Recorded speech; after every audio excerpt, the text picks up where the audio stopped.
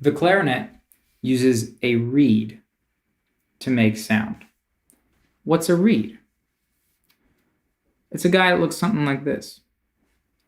It can be made of traditionally cane, or there are some synthetic ones out there. And this reed, when it's introduced to air, will vibrate. And so the reed goes against the mouthpiece. And then when you blow into the mouthpiece, the reed vibrates, creates a sound.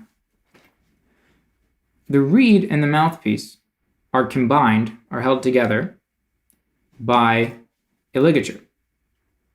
Yours might look a little different than mine, and that's okay.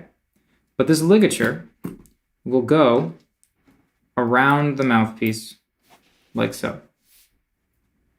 And when it comes to ligatures, the positioning of the screws is very important.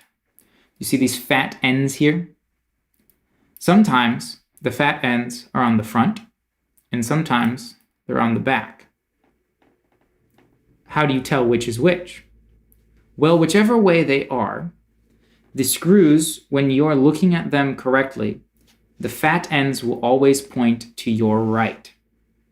So if you put the ligature around the mouthpiece and the screws are pointing to your left, you have to turn it around and make sure the screws are pointing to your right. Now, the way I like to put it on is first I align the reed with the mouthpiece. So you'll see on the reed, there's a thin part and a fat part, and one part that is entirely flat, and one part that is sloped when you feel it. The sloped part is the front, and the flat part is the back. The thin part is the top, and the fat part is the bottom. When you align it with the mouthpiece, you want the back of the reed, the entirely flat part, against the mouthpiece, and you want the top of the reed to align with the top of the mouthpiece. So you'll notice that this opening on the mouthpiece is coincidentally reed-shaped, and that's by design. You want to align the opening of the mouthpiece with the reed so that the reed can cover the opening.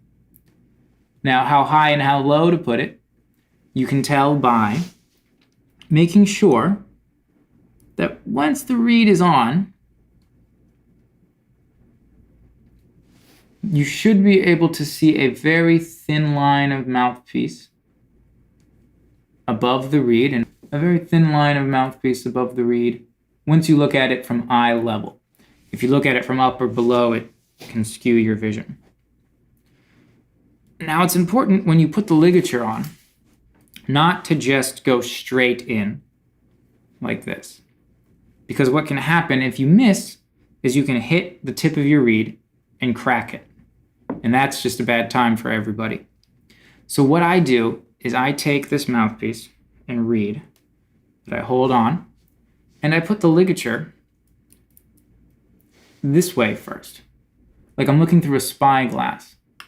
And I touch it to about the middle of the reed, and then I'll flip it over like this so that I avoid hitting the tip. And then once that's done, you want to tighten your screws,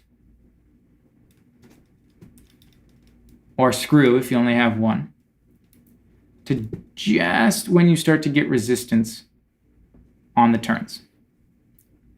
And then there you have it. Reed ligature mouthpiece put together.